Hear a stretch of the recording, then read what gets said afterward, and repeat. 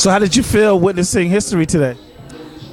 I was elated. I mean, in tears. I mean, it was emotional. It was great. It was great.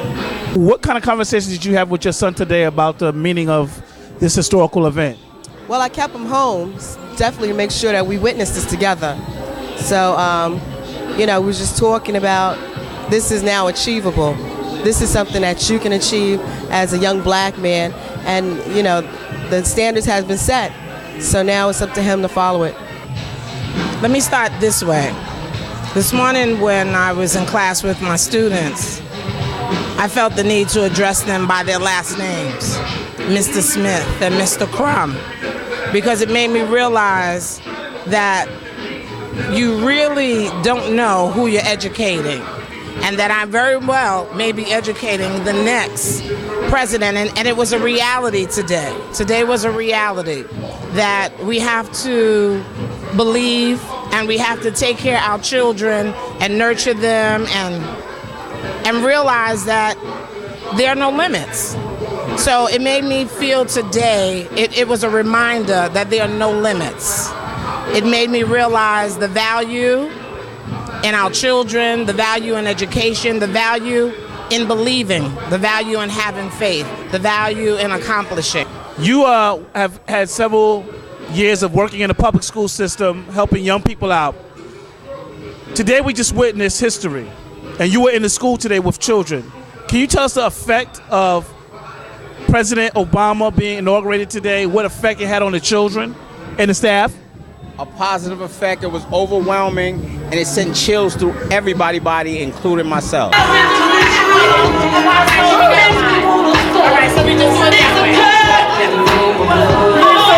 It's a very exciting time for us as a people, as well as our nation. And I think that being a father primarily is the number one objective, not only just as a nation, but as a people. We have been suffering from fatherlessness for a very long time. One of the things I appreciate about President-elect Obama, which is now President Obama, stand corrected, is that he himself was fatherless. And the organization that I started called the Fatherless Project is something that I intend on spreading across the country, because we have been suffering from this situation for a very long time. So it's an exciting time. Lord willing, I can get this book to him. Maybe we can sit down and talk about it, but it's a nationwide movement that has to take place. But this is prime time. Been a long time waiting for this moment. Spent a long time praying for this moment. We hope for this moment. I think he needs to, try and get more books into the school that can be given out for the children, and just try and make it more better and affiliated that the teachers start liking what they do to help the kids, because as going to school, seeing the teachers, they're not really paying any attention to the kids, and they're not really setting out an environment that they want to learn. So it's just the safety and the welfare and the educational purpose supply is needed.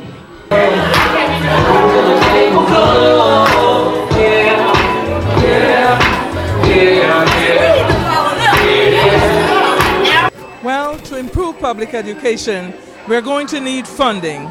And we hope that in his plan to assist us, he would give us more funding so that we can have those jobs that we need, those teachers that we need, those schools that we need, and to provide us with the tools that we need so that we can educate to the highest level our young people, our middle-aged, and our adults.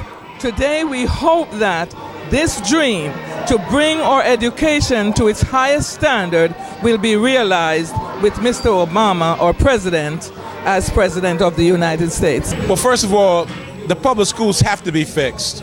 There's something fundamentally wrong with the education in the United States. And I don't understand how we can send rockets to the moon and put people on the moon and go all the space exploration and not fix education in the United States. If we don't fix the education in the United States, then our future is really going to be very bleak. Well, I think number one, his placing that on the agenda as top priority is what he has to do, and I think he will. I think he needs to really recognize that it takes money, but it also takes a capacity to make teachers realize who our children are, and only have those teachers who recognize the brilliance in those children, even when their pants are baggy or below their butt, or they're wearing pajamas or head rags. If he can in some way create a system where educators are chosen for the schools of most need based on their compassion and capacity. They have to not only care about the children, they have to have the capacity to teach and reach those children. This album was designed to make you feel good. For those of you who want to feel good, we need some brothers up here. I believe we need more books, computers, and things like that, because I really feel like I got a lot of nephews, godsons, and they don't have as much computer classes and things like that, because that's basically what it is going to a new world. You know what I mean? It's a whole different thing. We need computers. We need more people actually coming out to speak to the kids, you know what I mean, and talking to the kids. More people with this influence doing the right thing, and you know what I mean? Brothers such as yourself, you know what I mean? To going out to different schools and different type of arenas and things of that nature. Definitely. So we definitely need more resources, and we definitely need more people to come and expose the children to something that's going to be constructive. Exactly. That's exactly what we need. Wow, that task is great. But first of all, let's look at the home, the family structure. There's a lot that needs to be done in regards to that.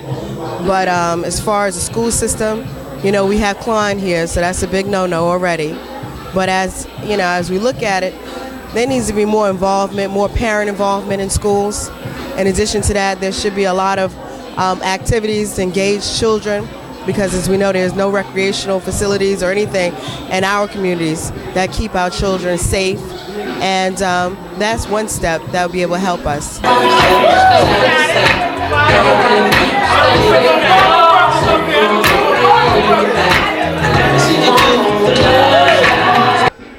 Listen to the educators. It's not about money, it's about the children. Listen to the educators, the grassroots people, the people who are really in the trenches, the people that are really have a heart to affect change. Listen to the real people. Obama said today was that we have to get back to the serious work of restoring this country back to its greatness. And he referenced public schools. He said that we have to improve our public school system. What suggestions would you make to him in terms of improving what's happening in public education? We need to go out and get more powerful and courageous principals. AskBlake.com. Thank you. He needs to focus on. I think President Obama should just log on to AskBlake.com and ask you personally, because we've seen you change around the school, IS 109 and other schools, and I've personally seen the influence that you've had on young children. So if he wants to know, he needs to just ask you personally and elect you as one of his staff members to change our education system.